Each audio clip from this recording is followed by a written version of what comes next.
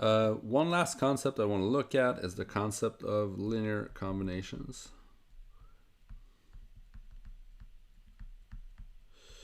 What's this? Well, it's when a vector, let's say v, is expressed as the sum of other vectors which are possibly multiplied by some scalars.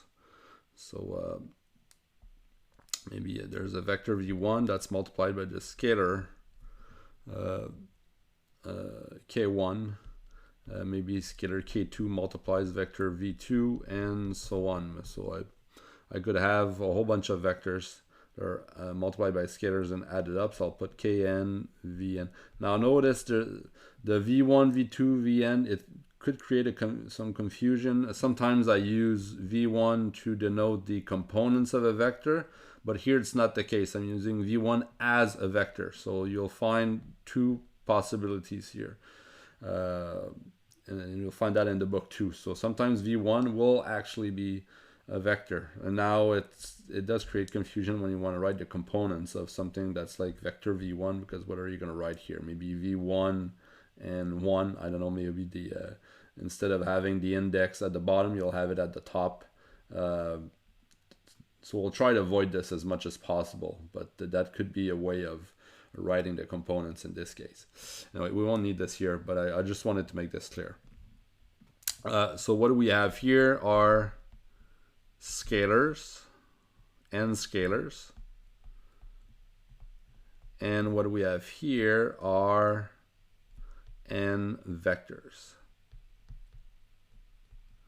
Okay, it's possible that there's no scalar in front of u1, in which case actually the scalar is 1. Okay, so I'll just give you an example. So let's look at this vector in 3 space. Okay, I want to convince you that this is a linear combination of 3 other vectors. Linear combination of the following 3 vectors: 1, 0, minus 1, 2, minus 3, 1, and 5, minus 4, 0. Since, and why is it true? It's because, well, I'm going to apply the definition up there. I can express that vector 2, minus 1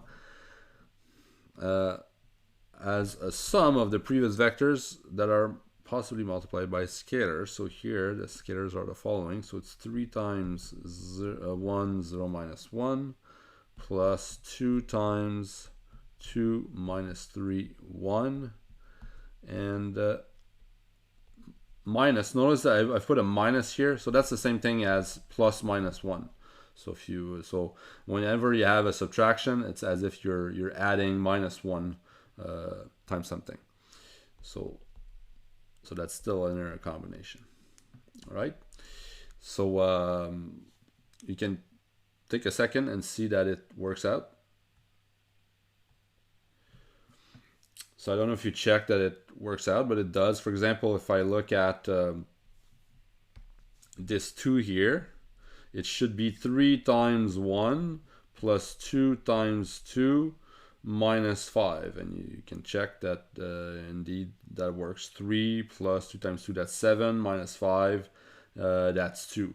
And then you can do the same with the other ones. For example, the minus 1 here, it should be 3 again times minus 1 plus 2 times 1 minus 0. And we can check 3 times minus 1 is minus 3 plus 2. Yes, it's minus 1. And the component in the middle also works. Now I know that you're going to ask me, how did you get those coefficients? Where did you get them? How did you know you had to do multiply the vectors by 3, 2, and minus 1? I'm not telling you, okay? I made up the example and I knew that those coefficients were going to work. Eventually, we're going to find a way to recover those coefficients. Now, I'll show you 2 cases where linear combinations naturally occur. So imagine I'm in 2 space, okay? And I've got, I don't know, maybe I've got a point here with coordinates 4, 2. Okay.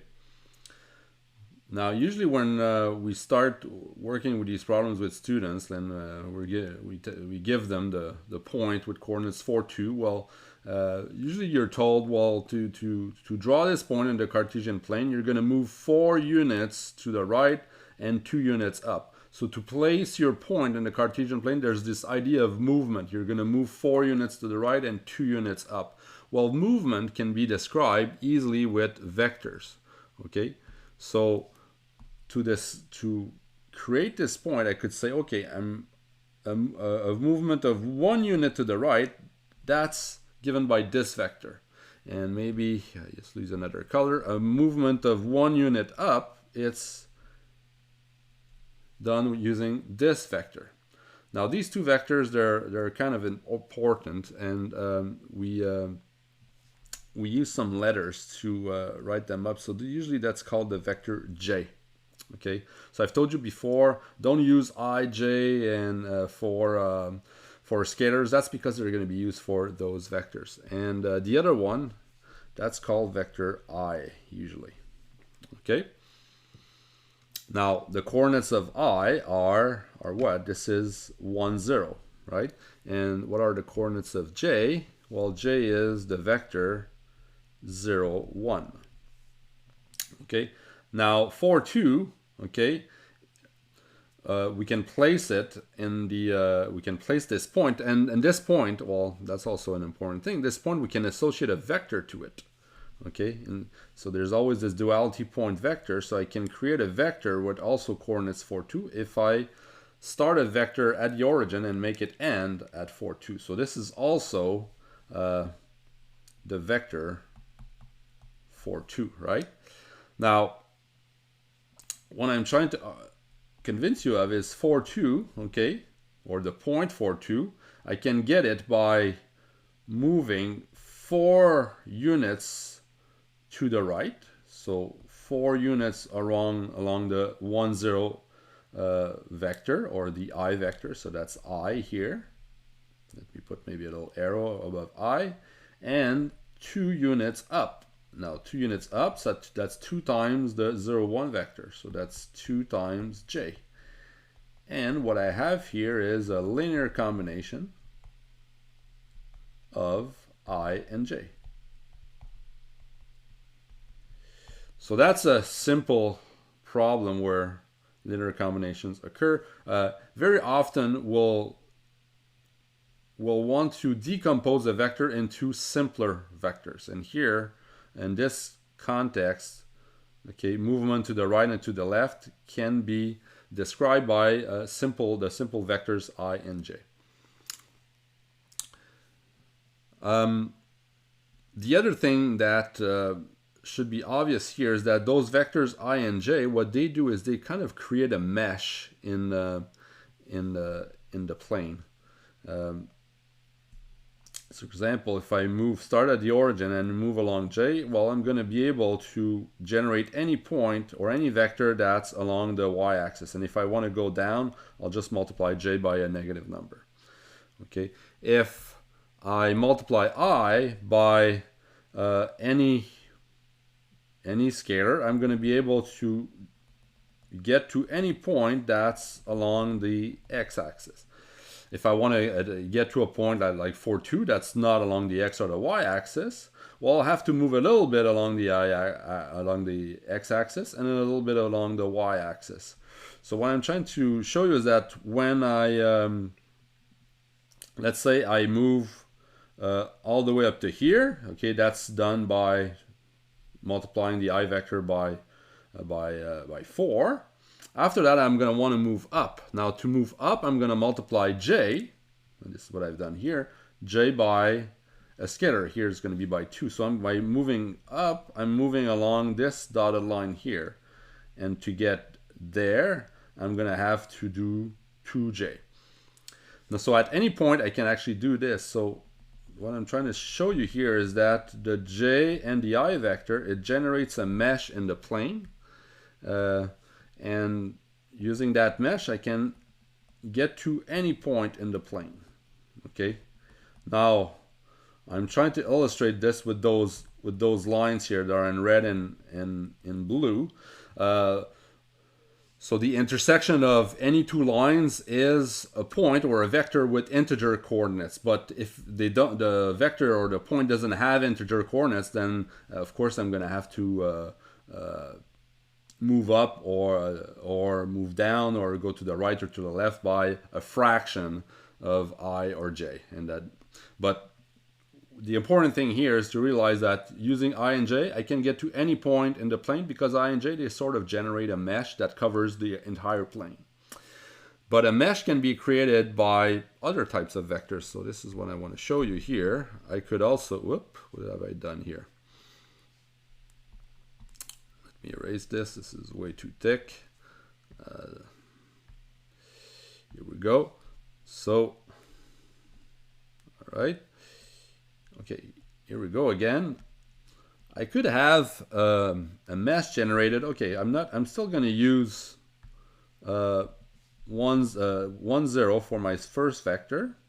Okay, so this is 1, 0. That's still I. But for my other vector, I'm going to use some. I'm not going to use j anymore. I'm going to use the vector 1, 1, which would look like this. So this is 1, 1.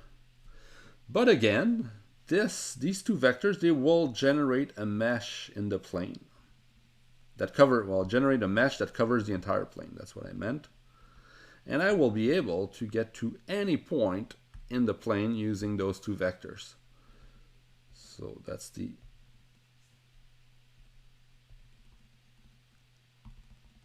mesh here. That's created by those two vectors.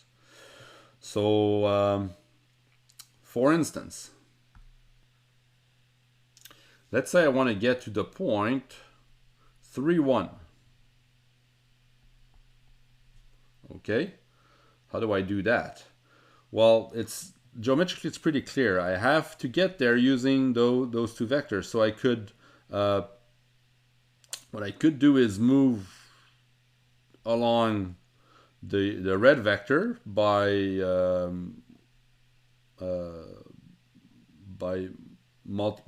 eventually multiplying that vector by 2. So in order to get there, okay. So right now I would be, if I start from here and I move here, now I'm at 2, 0. Okay, and then I would move along the blue vector by only 1 unit. Okay, so what I'm trying to say here is that 3, 1, okay, I can get there by doing 2 times 1, 0 and adding 1 times 1, 1. And you can see that it works. 2 times 1 plus 1, that's 3. 2 times 0 plus 1, that's 1. So it works. And there's only one possibility to get 2, 3, 1. Okay, the 2 and the 1 that I have here, they're sort of unique. That's the only way to get to 3, 1 using those two vectors. But I could get to any other vector in the plane this way. So for example, if I wanted to get to a point AB or a vector AB, what would I do? You can try to, this may be a little exercise. How would I multiply each vector in order to get to AB? Think about it for a second, pause maybe the video and try to figure out what the coefficients are going to be. Of course, they're going to depend on A and B. So you're going to have an expression in terms of A and B here and another expression in terms of A and B there. Well, if we look at the second component, the second scalar here, okay, I don't know if you see, but it's pretty clear this is going to be B, because to get B, I need to multiply a scalar by 0, so that's going to be 0 no matter what, and 1 times something. So to get B, well, it's going to be 1 times B. So this has to be B. Okay. Now to get this one here, what did I need to do? Well, okay, let's do a little calculation. A needs to be equal to our unknown scalar times 1. So y times 1 plus B times 1. So to get the unknown scalar, well, I just need to send b on the other side. So I get a minus b is my unknown scalar. So here we go, we have it.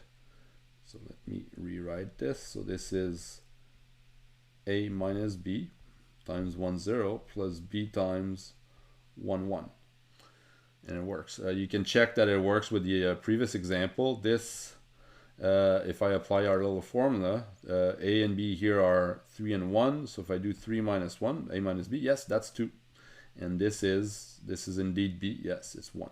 See, so it works. Again, the idea is that I have two vectors that generate a mesh that covers the entire plane. That will happen if those two vectors are not parallel. Okay, so whenever you have two vectors that are not parallel, you'll be able to generate a mesh that covers the entire plane and therefore get to any point in the plane. We'll see later that this is called, in this case we have two vectors that are called linearly independent. But right now, linearly independent is just a synonym for non-parallel, okay, when you have two vectors. Now my last, my last topic will be about how to get to any point between two given points. So I think this is going to take us another 5-10 minutes, so I'll move that to another video.